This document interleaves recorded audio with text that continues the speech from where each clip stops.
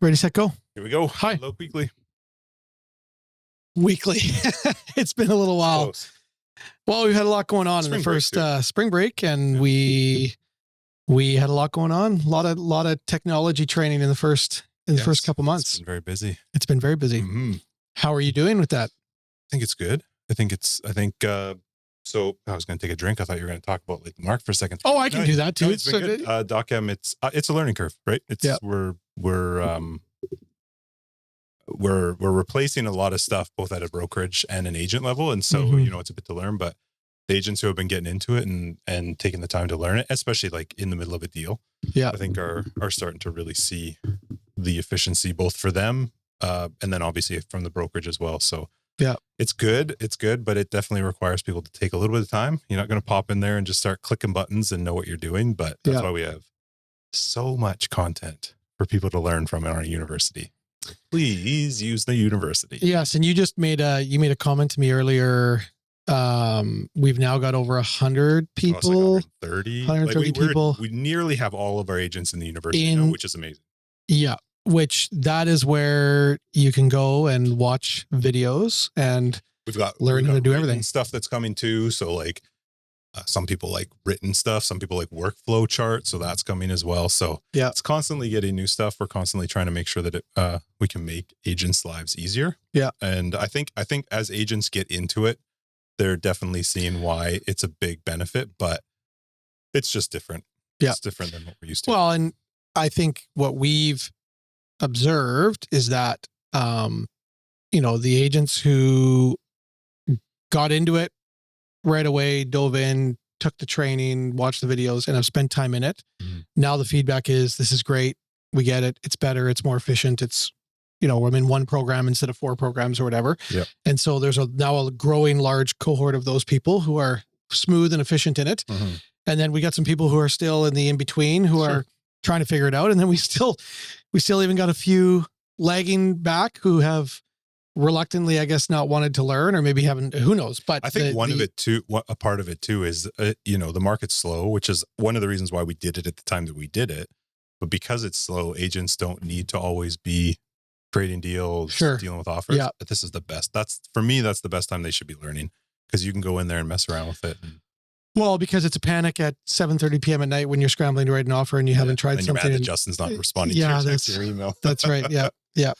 Well, thank you for all the work and time you put in. This has been no small job, and thanks to our staff, staff's doing awesome. Continued to learn and help, and thanks to all you guys who have, there's a large growing group of you who have now got to the point where you've used it, you're comfortable in it, you're cheerleading for it, and you're helping other people use it. So we're getting there. It's going to take a little bit more time for everyone to get there, but the light's at the end of the tunnel, and we can see the efficiency that we've all gained. So if you haven't mastered it yet, you got questions, then get into the university, watch the videos.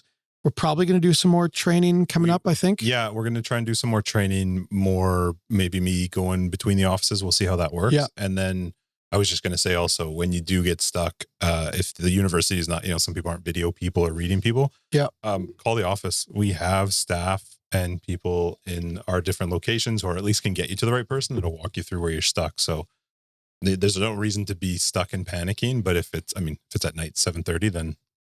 Well, you got to be, during regular office hours. Yeah, we always have somebody. Take time to do the learning and investigate. And and if you can come into the Abbotsford office if you're working on stuff, and the staff, that's listings for sure, can literally do it with you on the spot to work through some of it. But we have staff at every 100%. Anywhere there's a staff person sitting. Ashley in Surrey and Andrea in South Surrey. Yep. Totally. Jody and Mission. We have people everywhere. Yeah. Yeah. And available by phone. So take advantage of it. We will have more training. We're going to do some more. Yeah. Yeah. But there's agents in all of our locations now who have, dare I say, mastered the use of it. Yep. And you can easily find out who those people are, and you can lean on them as well and ask them. But we got people in all of our locations who are fluent and comfortable and operating it well, and are more and more the comments are coming in like, wow, this is a great program. We're The goal glad we wasn't have to it. do it for fun. The goal was to make the life easier on the agent, get us all into one spot.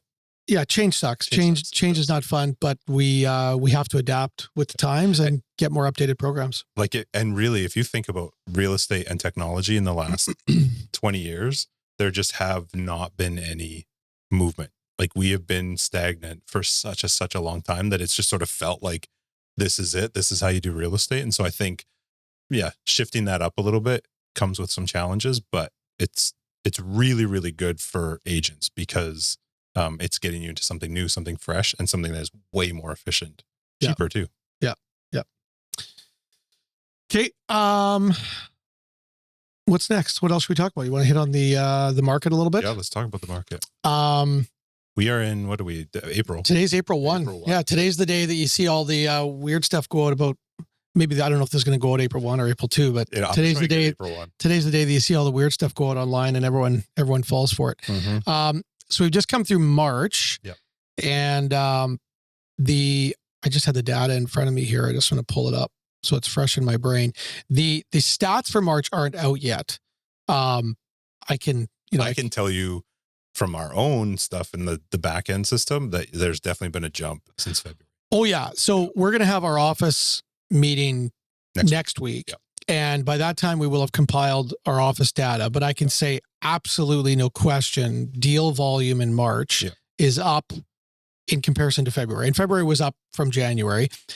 To what degree it's going to be up, I have no idea. Sure. But we can say, when we look at the board stats, I don't know why my screen isn't open. I'm just going to open it up here.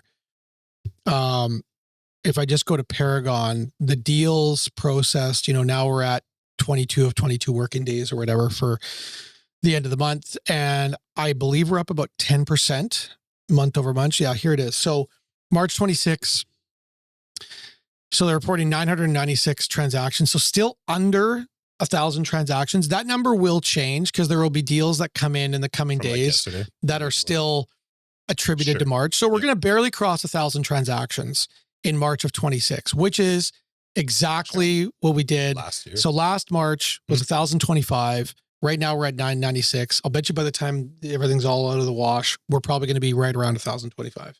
But it can take an extra month for all the deals to report. Yep. So is that amazing? No, it's not amazing. Is it way better than November, December, January was just abysmal. Yeah. February picked up a bit. You can see February we were at 845. So we're up 10% ish month over month. What's also interesting though is listing volume was up month over month, but we are lagging behind listing inventory last year, which is an interesting trend to watch because last year was it was a year, I think that it was a surprise in the sense that I think people didn't think we were going to correct as much as we did last year. And inventory got really, really high, sales dropped. And so that ratio was pretty low. Now, we're in a very similar volume of sales period, but there's less listings coming on. So the sales to active listing ratio, we may be on track for a little bit better ratio than we had last year. It's early in spring, so a lot can change. But so far, new listing inventory is down in comparison to new listing inventory this time last year. You can even see just month over month, we're down like 10% or a little more than 10% from March this year to March last year, right? So that's interesting. I like to follow the home price index as well. And, through the entirety of last year, as we had really, really high inventory levels, the home price index was dropping because the sales that were occurring were occurring at new benchmark lows, right? And thereby, you could look back at the year and say, on average, we dropped about 1% a month, in terms of, values. I think, it's going to be really interesting to see the March data because February was a little bit of a level off already. Like we didn't continue the same dropping trend as we had seen in January, December, and November. Yeah. And I'm wondering if we're going to see a leveling off. So home price index staying more steady rather than a continuing decline. Right. I'm not sure. I don't know. I mean, I can find examples in my mind of sales that I'm aware of in the last 30 days where I think that went pretty low. Yeah. But I can also think of examples where it's like, oh, that was actually a pretty big price in comparison to what the trend had been. So where that all shakes out in the wash on averages, I don't know. But if I were to guess, I think we're going to see HPI for March stabilized. There might be a little shift up or down. But what are they using to determine the HPI versus just like median? Well, median and averages. See, the reason we could talk about all of them, but averages can get thrown off because you get one big for obvious reasons, right? So that's why, you tend not to look at averages. Median is supposed to be like you throw out the extremes and you're just watching the median. Home price index, as I understand it, we could just go into our robot here and ask it, but home price index, as I understand it, is following the same standard home up and down over the course of time. So it's supposed to be, it's less impacted by month to month anomalies. Right. And it's a more consistent, there's less up and down. So, I think I'm explaining that. Yeah. I get it properly. Yeah. Like median would still be like in a median for the month of March, as an example, median would still be, taking the sales in the month of March, what was the median sale in that month? And even that can spike up and down. Whereas when you're following the same type of property over time, for example, let's say, 2,500 square foot, 4-bedroom home on a whatever lot, like you're because you're following the same type of property, you shouldn't see as many spikes up and down. There should be a more consistent trend line. So cool. That's what I think is the right way to explain it. Yeah. So that's where we're at now. So deal volume, like we're going to next week, we'll get into our deal volume because David will have the numbers, but I know based on, reports throughout the month that our deal volume is up. It seems like everybody is more busy now. And I guess we'll hear, we'll talk a little bit in the office meeting about what they're busy with and what people are noticing and seeing, but it's pretty obvious that our volume is up in the offices. I can't remember which agent I was speaking with early this week or last week, but they were talking about multiple offers in, and I want to say like Poco areas. There was some it seems like it's, I don't know, maybe segmented to certain parts of the market right now, but well, saying it's actually very common in the season. I've seen it in the last, I've observed it just in our market here. I've been a part of it myself multiple times, where, home, if you have a good property, whatever property type, I mean, there's neighborhoods where you're going to see it more often than others, but if you got a well-priced property, are those at least going competitively close to the list price, or are you seeing you're getting it all over the map? Like I've heard stories, and people can tell stories of multiple offers where they're still selling under the asking price. There was a sale recorded. I mean, it's not through rescission, but I know there was a property that just got a bunch of offers, 8 in total, I think, and it went well above the asking price. Was the list price pretty competitive? Yeah, I mean, it's really interesting, who determines what's competitive and what's low and what's sharp. Like I've seen, I feel like that is open to interpretation right now. What do you do? Because I'm asking you, would you say it was like? It was well, I've seen it in multiple scenarios where it's gone multiple, like 2 situations I'm thinking of in my mind right now. I wrote an offer on both of them. I got one, I didn't get the other.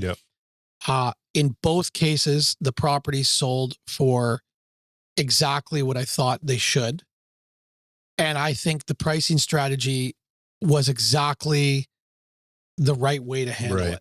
Even though I know, there was people on the sidelines thinking like, oh, they've priced it too cheap. Like I don't understand it. There's people in our industry who get mad Yeah, it doesn't make sense. when something's priced really, really sharp. Yeah. And I don't get it, because like it's pretty clear that when you price something really, really sharp, you've positioned yourself in such a way where you now have all the leverage. Yeah. You get to dictate everything. Mm-hmm. And if you handle the situation well, you're going to sell for the most the market will bear. Yeah. So I don't get it. Like I think that in a lot of cases, that's the right strategy. There are some situations where I can see that wouldn't be the right strategy. Like I've listed properties myself where I go like, hey, we could go this low, but let's go this low. And that too is because you're thinking about what is the buyer going to expect? Do we want to allow ourselves room to negotiate? Mm-hmm. Or, they're going to pick up on this roof or that furnace or whatever. Sure. And we want to be able to let some blood on the table. Right? Yeah. But for the most part, like it is pretty clear that if you want to create leverage as a seller, going at what appears to be the sharp number in the marketplace is the right number. Right. And then if you're selling above asking price and you're getting to dictate dates and conditions and it's done on your terms, like that's a great strategy to go about it. And I don't understand when people attack that. I don't understand. I feel like it's just out of jealousy. I'm not sure. 100%. Because you are doing your seller the best service by doing that. Yeah. Like, I mean, for all the talk about exposure and, whatever, videos and photos and all these things that we do, yes, they all play a role and have a part. Nothing sells property better than positioning, mm-hmm. and nothing impacts positioning more than price. Right. Like you can do everything right, but if you're positioned wrong in the marketplace, your exposure, your Facebook ad, your Instagram reel, whatever, is not selling it. Mm-hmm. So, pricing homes properly and having the skill to do that, mm-hmm. and being able to walk a seller through that scenario to price themselves aggressively in this marketplace. I mean, that's possibly the most valuable skill in our industry. Mm-hmm. And when people tack a well-priced, sharp-priced home, I just feel like it's out of jealousy, because not everybody's capable of doing it. But that is, that's the ticket right now. And so and then the sales that we're seeing, like as we've watched the home price index drop over the course of the last, 18 months, mm-hmm. the reason that happens is, the sales that are registering are at new lows all the time, right? Yep. So there's lots of inventory that's out there, as we all know, that, we all look at it, we go, well, that's not saleable, or, it's overpriced. The stuff that's selling by and large is still selling very quickly because it comes to market priced well. Yeah. I mean, there are stories of stuff that sits there for months and sells, but then that stuff typically is selling well below its asking price, or at least well below its original asking price. Right. Mm-hmm. But there's lots of stories right now. Like if we went through the 996 transactions that happened this month, we would see a very, very large amount of those came to market and sold within like a 2 or 3 week period. Because a lot of the properties that are selling come at the right number and then they're scooped up real quick. Yeah. So, that's the trend. And you've got to be on it. Like when you're representing a seller, you got to have your head wrapped around the positioning game and the pricing game. And then when you're representing a buyer, what's really interesting is, the perception is that the market is slow, and sure it is, right? Like sales are down and there's lots of inventory. And so then you go, well, as a buyer, I should be able to take my time and think on it and beat someone up in a negotiation. Mm-hmm. All true, except for if you're talking about the roughly 10% of properties that are coming to market priced properly. Right. Then you have very little time. Sure. You have no leverage in the price conversation. Mm-hmm. And a lot of those properties are selling immediately for full price or asking or over asking price. Right. Right. So that can be a bit confusing too, because, we got to do a great job educating educating the buyers that, like, here's what's going on. And then setting expectations, like having exactly these conversations saying, hey, buyer, like, here's what's happening. 8 or 9 out of 10 properties that we look at are possibly overpriced to a certain degree. Mm-hmm. But the best properties, the ones that we, we're going to be most interested in, because they're the cleanest, the nicest smelling, and priced the best. Yep. We don't then have the luxury of watching those for 30 days and beating them up on price. That's not the way it works. And you can show people in real time, like in the last 90 days, you could literally walk them through whatever it is you're looking at, whether it's a condo or a townhouse in Murrayville or a detached home in Abbotsford or something at Morgan Crossing. And, in all locations, there are examples of, the properties that are priced well sell very, very quickly. And so we've got to make sure our buyers understand that, because what I'm seeing still in this environment is, stories of people with buyers who they're ready to go. They've been hunting with these buyers for a long period of time. And then they're frustrated because the right property came up and the buyer didn't get it, didn't jump on it. And that's because, I'm making a general statement here, but that would be one of the reasons would be because that buyer and that agent, or it's on that agent too, has not properly prepared that buyer for what they need to be ready for. Right. When the right one comes and it's priced right, it's gone. Right. So it's a tale of two markets, right? Can you go and beat someone up and grind them on price hard? Yes, absolutely. There's lots of stuff that's been out there for a long time and it's overpriced. It's been on there for months, and you can go write a lowball offer and grind it out. But that's not necessarily possible on some of the best listings that are coming to market right now. What's your conversation like for buyers who are also sellers that have not sold and want to do subject to sales? So just a scenario that I was made aware of is like, you're taking buyers out. They want to buy, but they want to sell. They want to do a subject sale, but they don't want to list yet. They want to find that place. Yeah. That's a story that's existed forever, but in this market, what do you say to those? I have one of those right now. Yeah. I think it depends, right? Like I've had scenarios where people wanted to do that, where I've flat out said to them, like, this isn't going to work. And it's not going to work because the thing that you're hunting for. So you've said that to them. You've told them that. Yeah. Like I have people in my life in this moment right now who fit into all of those scenarios. Right. I got some people where they said, well, this is how we want to do it. We want to wait till it comes up. We want to write an offer and, be subject to sale. Yeah. And there's one couple I'm thinking of where I said to them, I'm like, it's not going to work. Yeah. Well, why not? Well, it's not going to work not because it's impossible. Sure.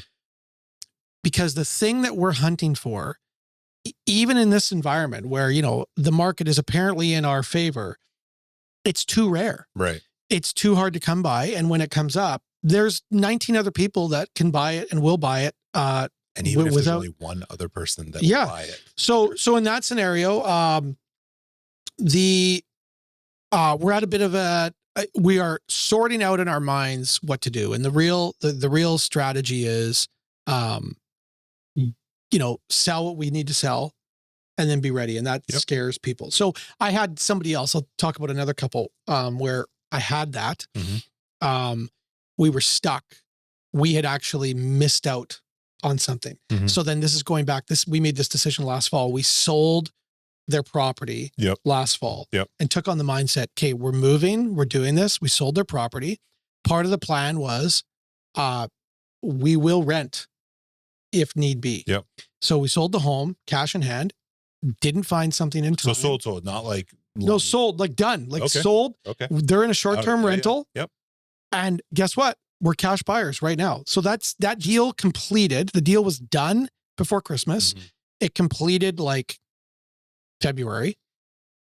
We realized sometime around Christmas, early New Year, we were not going to get something.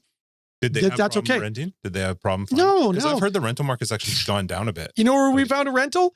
We went to one of these new developments where they can't make sales. And we said to the developer, like, hey, we'll give you premium rent for a short-term rental. And by the way, we have a dog. And guess what they did? We'll take your money. Really? Yeah. Oh, interesting. Yeah.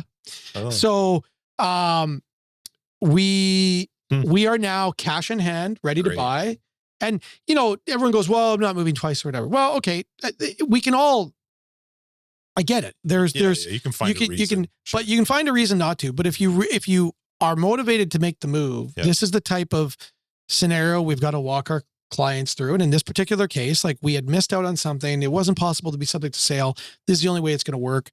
We're committed to the process, sold the property, got really good money for the property we sold, and felt comfortable waiting and watching and hunting. And well, we'll do a deal here in the next month or two. I'm confident. When they missed out on that deal that you originally took them to, did they miss out because you weren't going to be able to get a subject sale to work on that property? Somebody else will just buy it before us. Like you said, there was a scenario where they missed out. We missed out because literally so there's this property that like came up. It's like we were ready to buy it, but we were only ready to buy it subject to sale.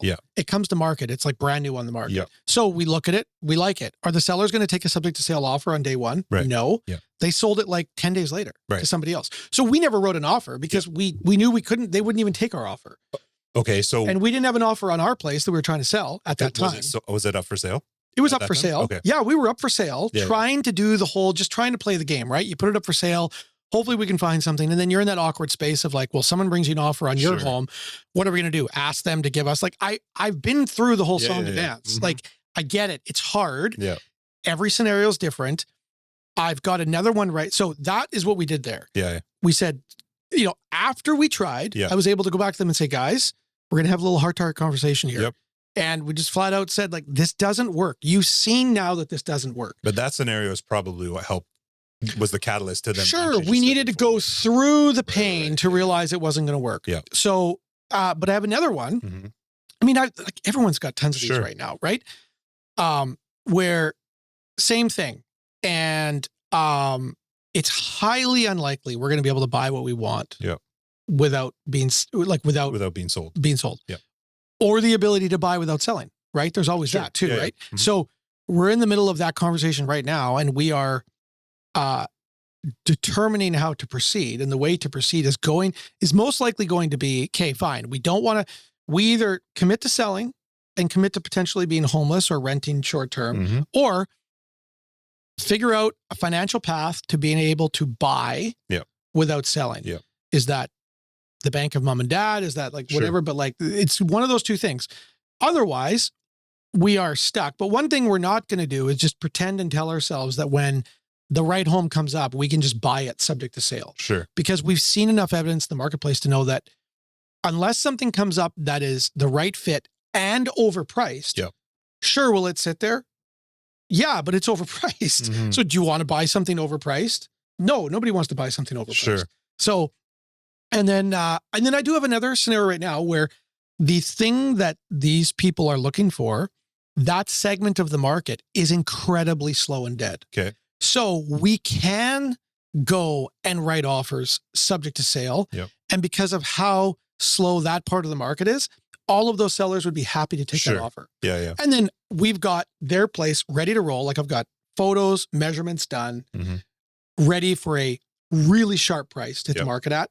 We'll sell it in a week because we will be one of those listings that when it hits the market, everyone goes, oh my gosh, we all want to get into that, right? So that is a scenario where it totally works. So I wouldn't say in every scenario, is it wrong, but you have to be mindful of what are you trying to find and what is actually happening. What's the speed of that market for what you're looking for? Yeah. And be honest about that. And I would say that there's a lot of, even right now in this environment, there's a lot of segments of the market where you can't actually make it work. Right. It's too difficult because when the right property comes up, someone else is buying it who doesn't have to sell. So you were just talking about with this last group that you had talked about that you, I remember the way you worded it, but like, we know that they don't work and this doesn't work, which you know, but the client might not know. So I'm curious if you have a person who wants to look first, wants to write subject to sale, but isn't listed yet. What's the amount, like what's your internal head doing? And then when you're verbalizing this client, how much time are you giving? Well, the only way this works. So there's like, that is sure. But like now we got some hard rules about the way this works. So if we are expecting a seller to take a subject to sale offer, to entertain a subject to sale offer, then in that conversation, the very first question that a seller and a seller's agent is going to ask is, what is it? Yeah. How nice is it? What are the details and what's the price and how quick are you getting to market? Which means that if we're in this scenario, the only way I mean, other than the initial looking stages, Sure. like I know there's like an initial, you're feeling things out and getting comfortable. Yeah. But once you have determined that you're trying to do this, that means photography video has been done. I'm laying out how I view it and see it. Measurements are done. List price has been established, and it's a sharp list price because of what you're asking a seller to do. Sure. And keep in mind, when you go to have this conversation with a seller, the only way it's going to work is if you're able to look everybody in the eye and say, hey, here's our offer. It's subject to sale. Here's why you should work with us, because this is going to be the best price, blah, blah, blah, blah, blah. Here's the photos. Here's the measurements. Here's the latest comparable data. Here's how we're priced and positioned compared to that. Yep. This is why you should take this offer. If you can't do all that, then you're dead in the water. And if I'm on that side of the other side of the conversation, so now it's my listing and somebody wants to have a subject, they want to talk to me about, a potential subject sale offer. If they can't answer all of that information, not happening. And here's the thing. The only people who are willing to have that conversation are the people who have an overpriced, unsaleable listing. Right. And so ask yourself, is that the type of property your buyer wants? Now, maybe it's overpriced and unsaleable, but you're negotiating such a good number that you feel good about it. Okay, fine. But these are a lot of checkpoints that we need to be able to take ourselves through. And, oftentimes the only people willing to look at subject to sales without all of that stuff being covered are the people who are so unsaleable. They're so desperate. They'll take anything. Right. Yeah. No, it's a good conversation to be having. There's variations in all of that, but that is broadly how I view it. And this, I get that everyone wants to be able to move smoothly. Like, this is the problem, right? Nobody wants to be homeless. We all want to know we're getting exactly what we want. And okay, fine. But there's a lot of value right now in having your home sold, cash in your hand. For sure. I know the rest of cash isn't physically in your hand, but like ready to roll. You have so much power. Yeah. And so in the scheme of things, if a family's trying to make a move, being in an in-between rental for 4, 5, 6 months, I know that can sound terrible, awful, but if you look at this in terms of a 10-year, 15-year scope, it's a small thing to position yourself to be able to achieve what you want. Otherwise, you're just stuck. And being just stuck isn't good for them. It's not what they want. And we just need to, help people see through that. So that's one of the things to consider. Do you find that the people who will sell and can do the short-term rent or whatever, are they antsy or are they more relaxed about it? Are they, do you know what I mean? Like, do they, you mean now that they're in the short-term you know what? Once we committed to the process, it's beautiful what happened. Ironically enough, everybody kind of okay. Yeah, because this is what we're doing. We know, okay, we're not lining up the dates. Yeah, we're going to get this short-term rental. Yep. It's kind of a, in this case, it's kind of like a family's kind of seen it as a little adventure. Yeah.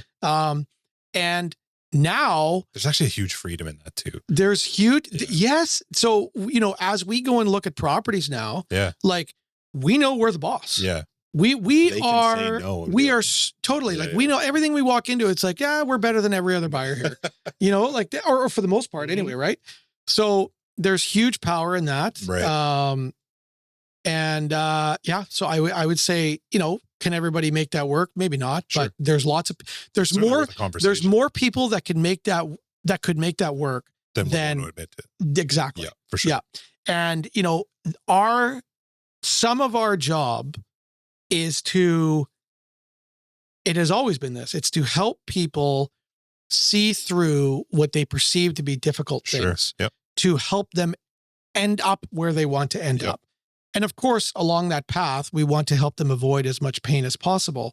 But, it is just not, sometimes you got to just do things that you didn't think you wanted to do in order to get what you want to get. Right. And this is a reality for the market is so stuck right now with so many people where very few people are either willing to or have been shown that they need to be willing to do this. Right.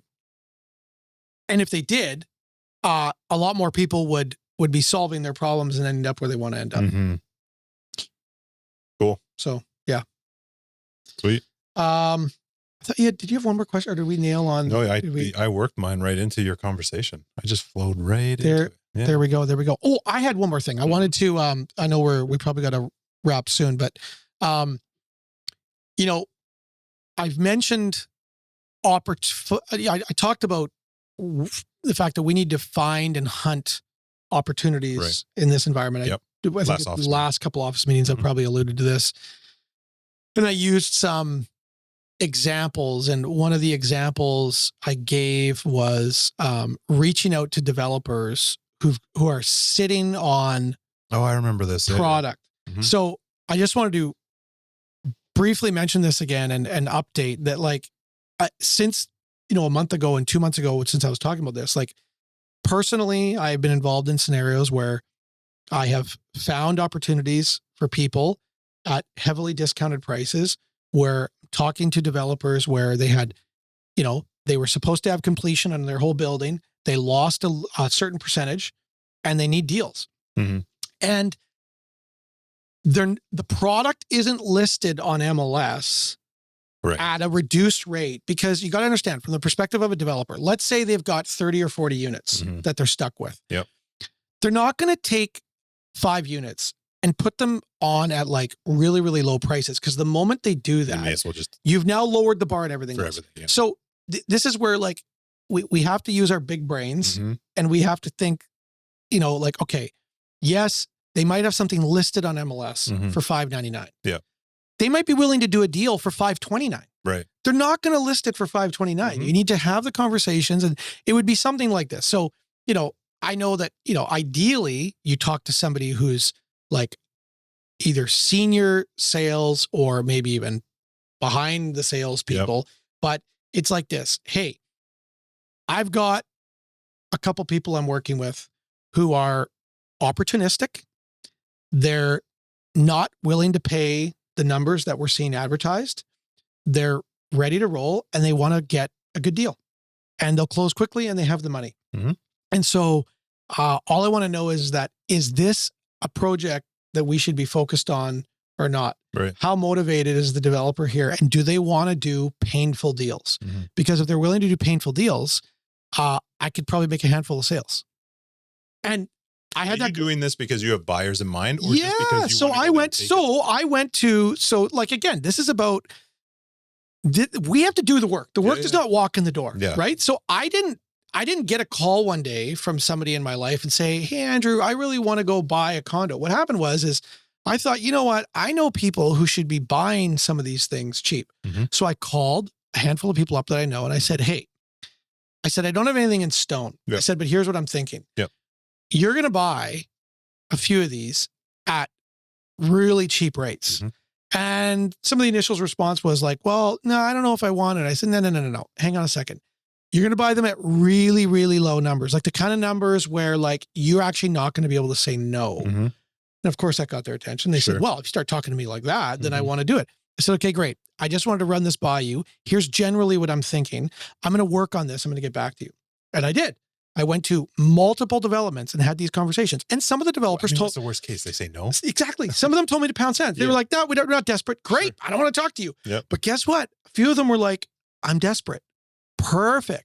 So then you collect the data, you show it to your client, you look at the units, and then you land on some pricing that is not on MLS, that nobody's talking about. And you lock down deals at like ridiculously low numbers.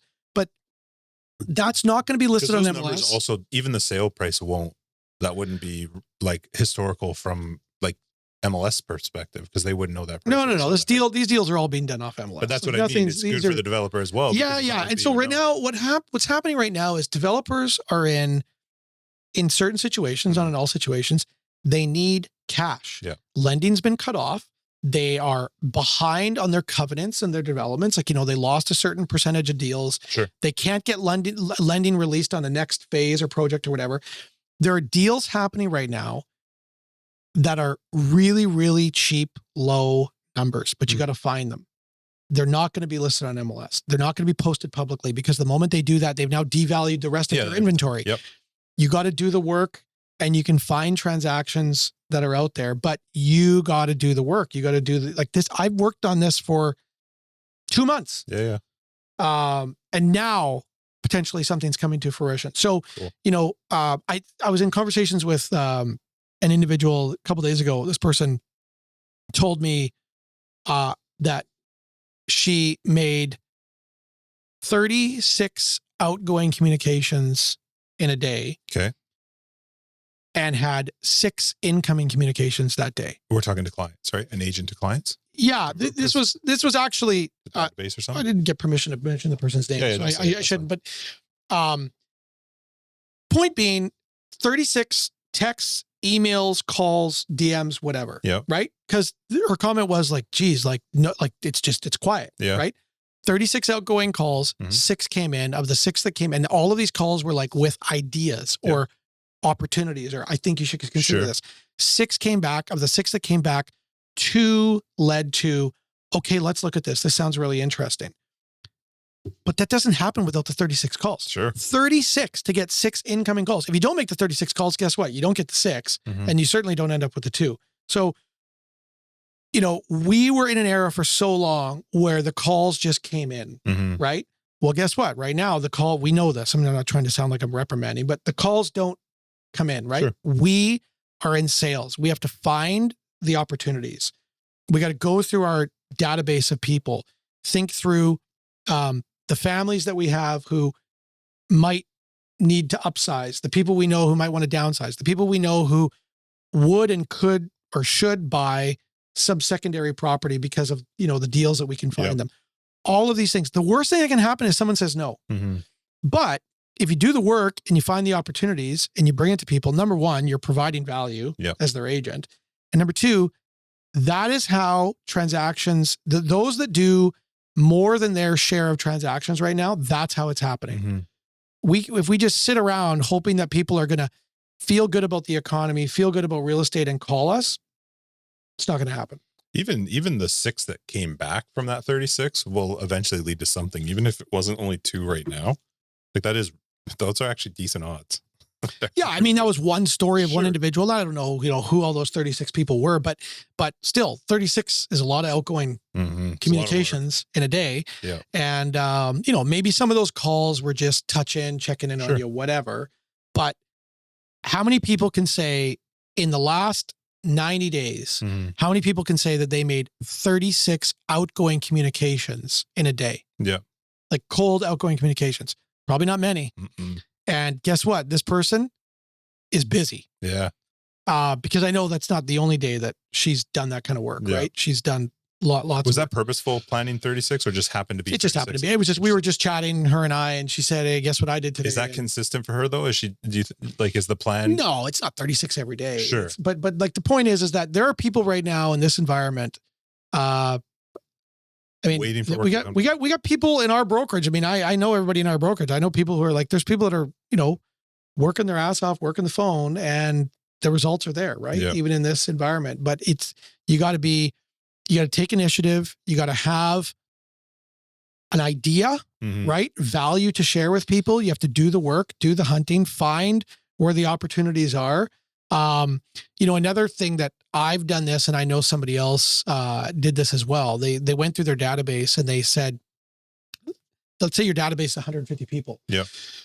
You go through and you go, okay, who in this database, where everyone lives right now, right? You got them all there. You chances are you move them all there. You at least know where they live. There's people where you go like, it would actually make sense for them to move right now. And here's why. Because hypothetically what they might move to, right? You know where everyone's at in terms of age, state of life, whatever.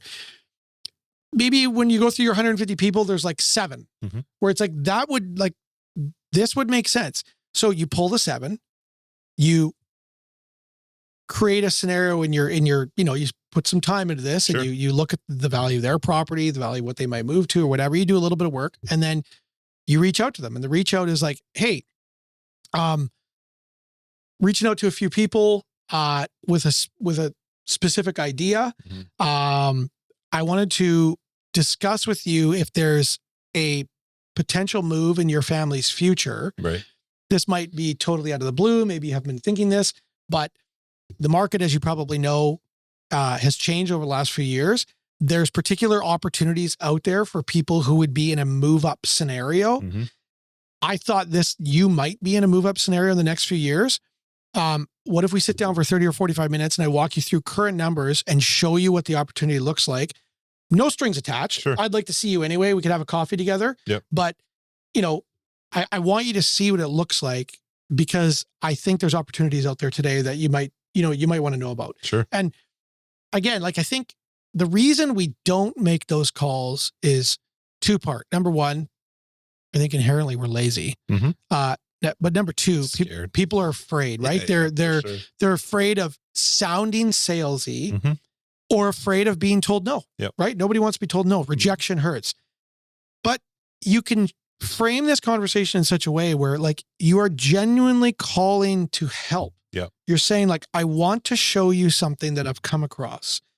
And you can give all the disclaimers up front. Sure. You don't just tell me no, right? Mm-hmm. We don't want to do it but if you want to hang out for 30 or 40 minutes, make me some coffee or whatever. Mm-hmm. I want to show you what I'm talking about.